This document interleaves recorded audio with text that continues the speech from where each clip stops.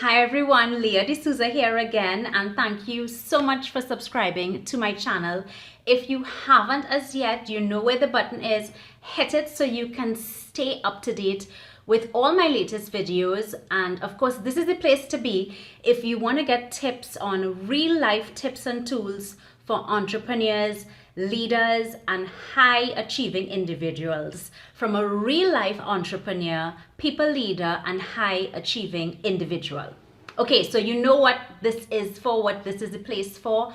What am I talking about at the start of February? So coincidentally, I was thinking about what should I have the next video on, and someone asked me just yesterday, what book would I recommend for someone transitioning from a professional or line job to an entrepreneur? And of course, there are so many books out there that you could choose from. And I think I'm just going to recap for you what I read from the end of December in January. And I'm going to cover for you what I read, what I actually didn't end up reading, and what I liked and would recommend. I will say that I did read more books than my usual because, as you may have seen from the video before, I was on vacation for quite a long time, for about 19 days in January. So I read more than I normally would. I would love for this to be my normal reading habits. I'm patting the books and looking down at them as I say that. You may not know about me, so I'm going to share my first love when it comes to communication is actually words, as I call them, words or books. Many moons ago, my dream was actually to become a professor of English Lit, and my first degree is actually in English Studies. And I think that's really when I fell in love with what we can do with words and the layers of meanings and the layers of analysis from words and communication. And if you'd like, I'd love to tell you more about that another time. So today it's all about what did I read in January, and from here as well, what would I recommend to you? So real life entrepreneur, leader, high achieving individual. So let's start off. I do read fiction, so you have to keep it fun for your brain. And you know, if it is you only like non-fiction or developmental books, that's great. But personally, I like to balance it off. So my first book is The Handmaid's Tale by Margaret Atwood, who is an incredible author. If you don't know her, she's written, I think, like, I don't know, 80 books or something like that. This one, a lot of people may know it because there was a famous TV show that was made from it. I don't recall which TV channel it was.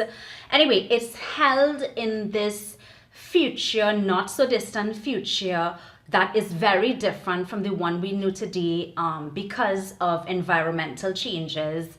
And it really gets you thinking about what could be our future. What could happen if the environment or the world as we know it changes drastically? What could that mean for how we organize our day-to-day lives, how we, and there's a lot to do with reproduction, so how we would actually reproduce and ensure that we have future generations. It's a quick read, actually. I thought it was quite a page turner, and I would recommend it. So if you're looking for something futuristic, but not like sci-fi, just set in the future, what that would be like, I'd recommend this one. Then I'm going to go on to Do It Scared by Ruth Soukup, and I hope I'm not pronouncing her name incorrectly. So I found about Ruth online, and I follow her newsletters. She is really an encouraging coach, really positive individual, who an entrepreneur who sort of grew her own business, just started off as a blog, I believe, and that's quite a huge business today. And it's about, as she says, finding the courage to face your fears, overcome adversity, and create a life you love. I will say, because of my own personal interests and the line of work that I'm in, I've read a lot of these developmental, self-help, entrepreneurship type of books, lots. And this one, so I guess if you've read a lot of those books, I wouldn't say that this is a must read or even that you have to. I would recommend this one for somebody maybe who is still trying to find their voice, who is still trying to figure out their passion, as they call it, their calling, what they should do next, and they need that bump of encouragement. I literally probably read this in not more than 2 days, so it was a quick read, and I'll also be willing to give it away for someone. So if you are interested in getting this book from me, I did not even put any notes in it. I'd be more than happy to send it to somebody who would be interested in this. So this one, I would say for beginners, people who need that bump, for beginners. Okay, moving on. So this was a book that I started to read and I did not complete reading, and there's a very good reason why. So the book is The Art of Thinking Clearly by Rolf Dobelli.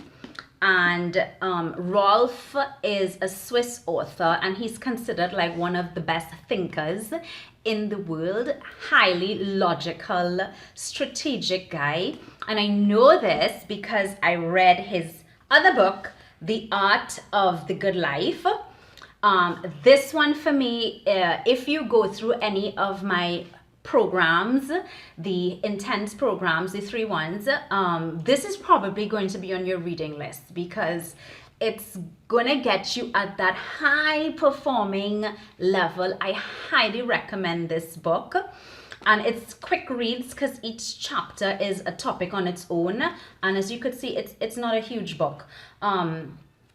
So I highly recommend this. Now, I read this before, so then I thought, okay, I'm going to buy his other book. The reason why I did not finish it, 2 reasons. The first reason is that I thought this was his earlier book, and I thought that he had distilled a lot of his ideas and perfected them in this newer book. So this probably was like his first draft of ideas, in my opinion, and then this is like perfection. And the reason why I didn't finish it is because in this other book, he says basically, if you've bought a book, you've read it, and it just does not grab you at the start, put it down. Why fight it? And I was one of those that would sometimes fight a book in the sense that I would be like, oh, I should get through this. Other people said it's good, or it's a bestseller. No, don't bother with that. It's a waste of your time, energy, resources, everything. So this one wasn't for me, but I did get halfway through. Okay, so coming down to the last 3 books that I read for January, and there are some tiny books by Zen Master, and I'm gonna get this wrong. So Zen Master Thich Nhat Hanh, and the ones that I read from him, I read How to Love, and I listened to the audiobook How to Relax. So I guess I completed 2 books by him, and there's several others he has in the collection. Do I see them here? Let's see. No, I don't see them here. And this one is going to go on, both of them are going to go on my must-read reading list. Super tiny book. And of course, it's from, I guess, a Buddhist background, that kind of background. So it says he's one of the best known Zen teachers in the world today. He has been teaching mindfulness practice for more than 70 years. It's quite amazing.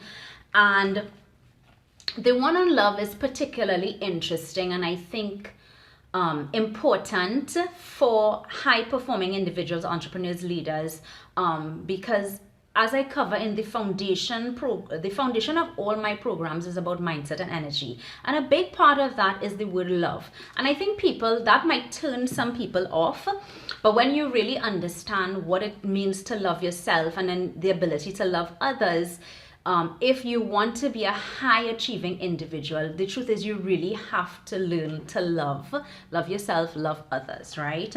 And I'll just quote something here, which is quite interesting. When our hearts are small, our understanding and compassion are limited, and we suffer. We can't accept or tolerate others and their shortcomings, and we demand that they change. But when our hearts expand, these same things don't make us suffer anymore. And he goes on, when we feed and support our own happiness, we are nourishing our ability to love. Whoa, what does that have to do with communication, leadership, high achieving? Well, when you think about it, if my heart is small, if my ability to understand, if my ability to empathize is small, how can I achieve great things? How can I inspire others to great things? I can't empathize even with my own self and those around me. So I'm gonna put this one on a must-read list. How to Relax was really good for me. Not that I don't know how to relax, but I really I like to squeeze the most out of life, and sometimes it's important to understand, well, how can I slow down? Also, a lot of people ask me when I do my trainings, how can I be present? So people, first step, they realize they're not present, but they want to be present.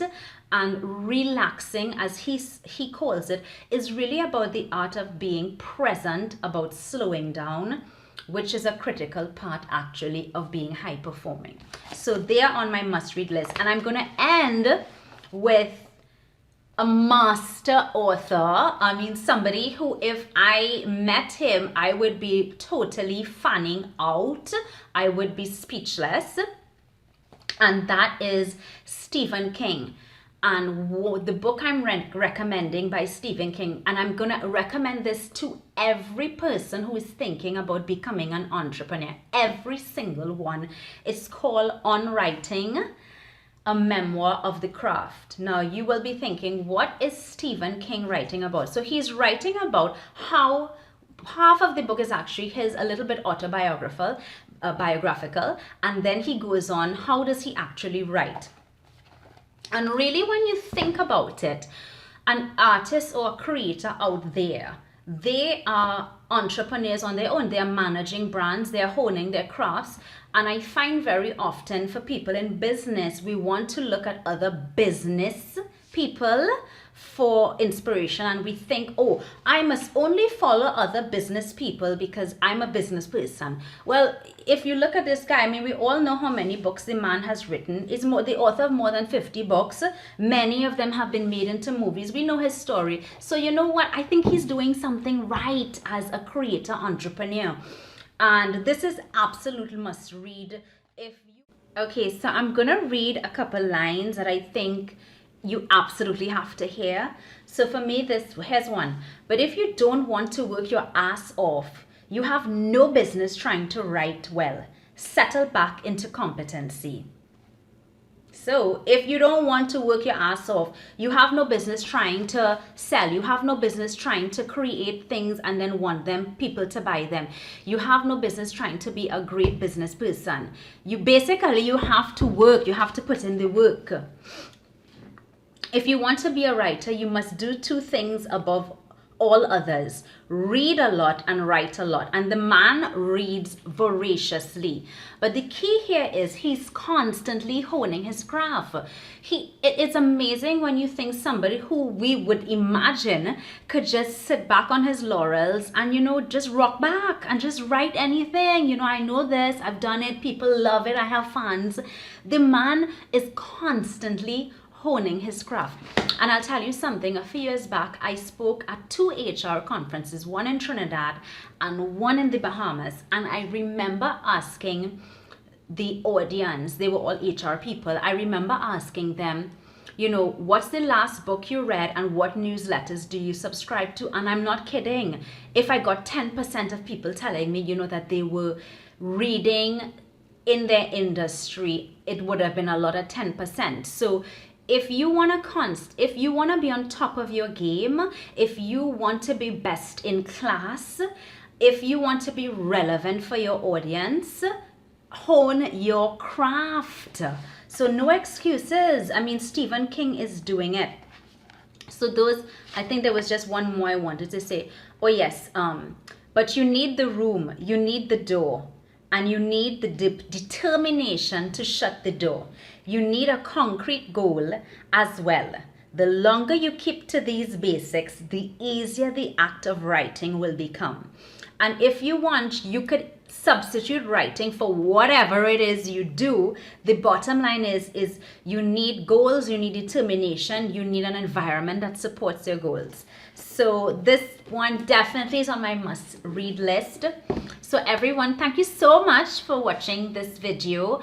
And just a reminder that what we put in here is really going to affect what comes out. So what you put into your mind, what you're reading, what you're watching every day, be wary of it, be aware of it actually, because you are programming your computer in terms of, and you're inspiring your computer, you're inspiring yourself into what you want to produce. So if it is that you want great things for yourself and you want to do great things, you want to do more, well, you have to put more great things into here.